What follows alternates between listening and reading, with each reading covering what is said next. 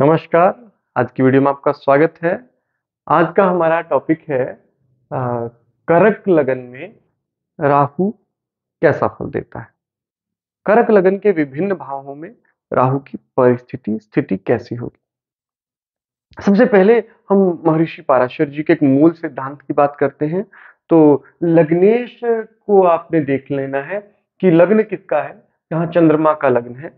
चंद्रमा के लग्न में अधिकतर स्थानों पर राहु बुरा फल देगा। उसका कारण है कि राहु जो है वो लग्नेश से मेल नहीं खाता, और क्योंकि राजा से ही नहीं बनती उसकी तो बाकी से कैसे होगा। लग्न का राजा ही जहां पर चंद्रमा है। तो अगर राहु जो है लगन में बैठा हो, अब यहां राहु बहुत खराब होता है। निश्चित रूप से ये राहु अच्छा फल देने वाला नहीं है, और यहां राहु स्वास्थ्य की दृष्टि से बहुत अच्छा नहीं है, सुख की दृष्टि से बहुत अच्छा नहीं है। ऐसे व्यक्ति को बार बार बहुत संघर्ष करना पड़ता है। ऐसे व्यक्ति में एक दिक्कत ये रहती है कि ऐसा व्यक्ति को चंचलता भी नियंत्रण में नहीं आती है जब तक राहु की दशा चलती है। मानसिक चंचलता बहुत रहती है। ऐसे व्यक्ति के जो स्वाभाविक स्थिरता एक करक लगन में होती है उसको डिस्टर्ब करता है बहुत ज्यादा। इसकी यहाँ दृष्टि रहती है शिक्षा पर। शिक्षा को बहुत बुरी तरह प्रभावित करता है, तो ऐसे में शिक्षा अच्छी नहीं हो पाती है। फिर साथ ही साथ देखें तो यह पत्नी वैवाहिक जीवन को प्रभावित करता है, तो वैवाहिक जीवन बहुत खराब हो जाता है ऐसे व्यक्ति का। और यहाँ से दृष्टि डालता है वो भाग्य पर। पिता के साथ संबंध अच्छे नहीं होते, भाग्य का संघर्ष ज्यादा होता है। तो ऐसी स्थिति में ये लग्न में राहु बहुत ही अशुभ माना जाता है।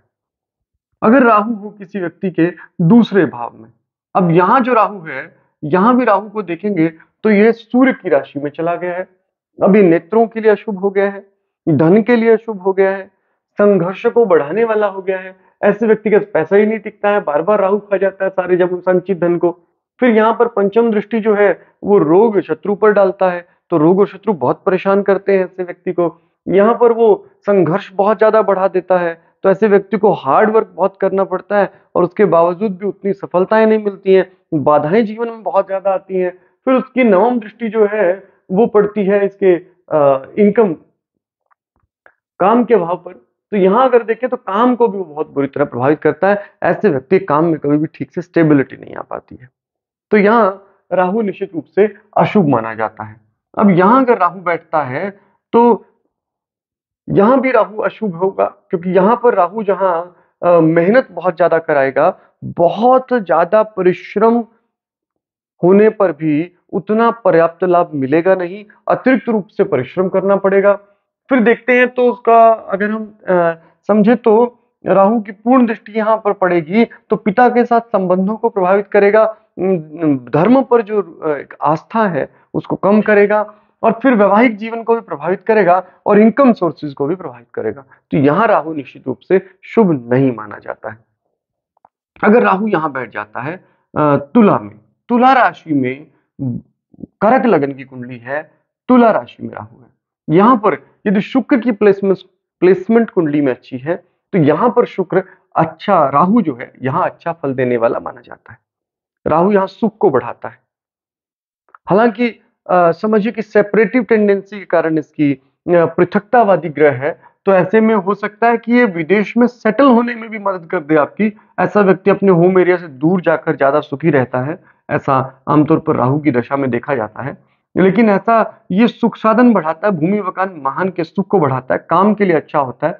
यहाँ पर ये राहु जहाँ संघर्ष कम कराता है अपनी महादशा अंतरदशा में, वहीं इनकम सोर्सेज को प्रभावित करता है, खर्चे को कम करता है। तो कुल मिलाकर यहाँ राहु अगर शुक्र की प्लेसमेंट अच्छी है तो बहुत शुभ फल देने वाला होगा। अब यहां अगर राहु होगा तो यहां राहु बहुत ही अशुभ देगा। यहां नीच हो गया है। पंचम भाव में नीच राहु संतान को बहुत ज्यादा प्रभावित करता है। ऐसे लोगों को संतान प्राप्ति में गंभीर समस्याएं कभी कभी देखने में आ जाती है। यदि मंगल की प्लेसमेंट भी खराब हुई, मंगल नीच राशि में हुआ या बुध की राशि में हुआ, तो ऐसी स्थिति में संतान कभी कभी बिल्कुल नहीं हो पाती है। ऐसी भी समस्या ऐसे लोगों के साथ हो जाती है। बाधाएं जरूर आती हैं। स्त्रियों की कुंडली में यहाँ पर राहु होना गर्भ की स्थिति में बार बार गर्भपात कराता है या फिर गर्भ को स्थापित ही नहीं होने देता। ऐसी स्थिति में संतान के संबंध में परेशानी बहुत गंभीर बन जाती है।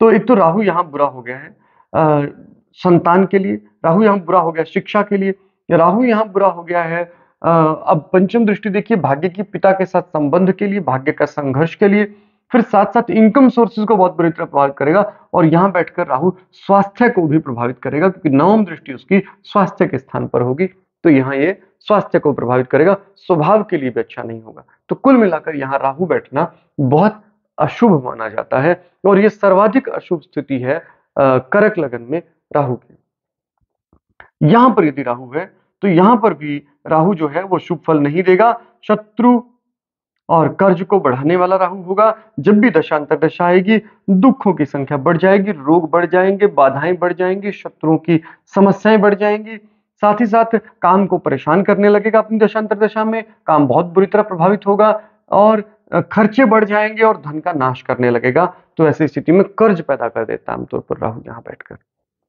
अगर राहु बैठता है सप्तम भाव में, अब सप्तम भाव का जो राहु है वह भी शुभ नहीं माना जाता है। यहां पर अगर राहु बैठता है तो यह राहु भी शुभ नहीं माना जाता।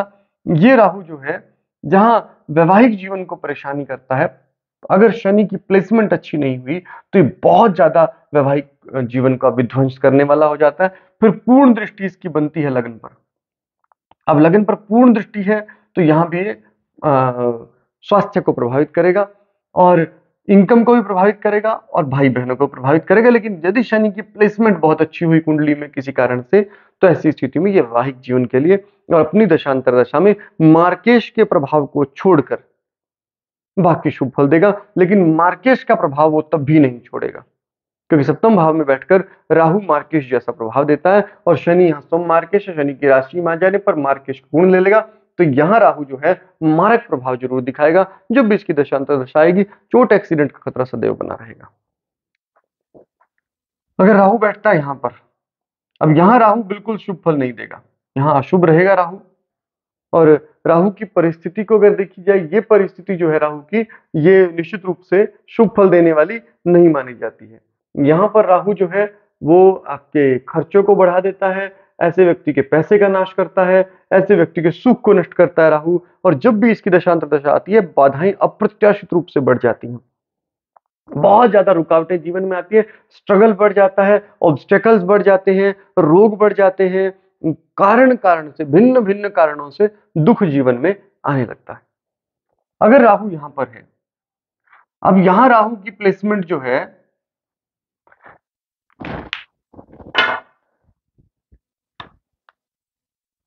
यहां राहु की जो प्लेसमेंट है वो धर्म की दृष्टि से बहुत खराब मानी जाती है। लेकिन अगर बृहस्पति की प्लेसमेंट बहुत अच्छी हो तो यह शुभ हो जाएगा। यहां राहु अच्छा फल देगा धर्म की दृष्टि से, भाग्य की दृष्टि से। फिर भी राहु शंकालु स्वभाव का होता है। राहु यहां होने पर धर्म पर ऐसे व्यक्ति का मन डगमगाता रहता है लेकिन वो धार्मिक होता है। ऐसे व्यक्ति को भाग्य का अच्छा साथ मिलता है और अगर बृहस्पति की प्लेसमेंट अच्छी होती है तो निश्चित रूप से बहुत अच्छा भाग्य का साथ, बहुत अच्छी सक्सेस राहु की महादशा में प्राप्त हो सकती है। पिता के लिए राहु अच्छा तब भी नहीं रहेगा। अगर राहु यहां बैठता है, अब यहां राहु जो है काम की दृष्टि से अशुभ माना जाएगा। अगर मंगल की प्लेसमेंट बहुत ज्यादा अच्छी हुई तो यहां राहु का प्रभाव कम खराब होगा, लेकिन फिर भी ऐसा राहु व्यापार के लिए अच्छा नहीं माना जाता। नौकरी करने वाले व्यक्ति के लिए राहु की दशा अच्छी हो सकती है, थोड़ी ठीक रह सकती है, लेकिन व्यापारिक दृष्टि से अच्छी नहीं है, काम में संघर्ष पैदा करेगा। और साथ साथ ये राहु की प्लेसमेंट यहाँ लगभग धन को प्रभावित करेगी बुरी तरह से, संतान को प्रभावित करेगी बुरी तरह से, वैवाहिक जीवन को प्रभावित करेगी बुरी तरह से। तो यहाँ राहु अच्छा नहीं होगा। लेकिन मंगल के बिल्कुल साथ बैठ जाए, मंगल बहुत बली हो, तो यहाँ राहु की दशा इन सभी मामलों में अच्छा फल भी दे सकती है। अगर राहु यहां आता है, अब यहां यदि शुक्र की स्थिति बहुत अच्छी है कुंडली में तो यहां बैठकर राहु इनकम सोर्सेज को बढ़ा देगा। यहाँ बैठकर राहु सहोदर सुख को बढ़ा देगा, यात्राएं अधिक कराएगा, यात्राओं से लाभ देगा। लेकिन शिक्षा के लिए यहाँ राहु उतना प्रभावशाली, उतना शुभ नहीं माना जाएगा, लेकिन बहुत बुरी तरह प्रभावित करने वाला नहीं है। यहाँ राहु अच्छा फल देगा अगर शुक्र की प्लेसमेंट अच्छी हुई तो। फिर साथ-साथ वैवाहिक जीवन के लिए भी यहाँ राहु ये अच्छी महादशा, अंतर्दशा जाएगी। लेकिन यदि शुक्र की प्लेसमेंट खराब हुई तो यही राहु सहोदरों के साथ संबंध, संतान के साथ सुख और वैवाहिक जीवन को बुरी तरह खराब कर सकता है। अगर यहाँ पर राहु हो, यहाँ राहु बिल्कुल शुभ फल नहीं देगा। यहाँ राहु धन की दृष्टि से, खर्च की दृष्टि से बहुत ज़्यादा खराब हो जाता है। यहाँ खर्चा बहुत होता है।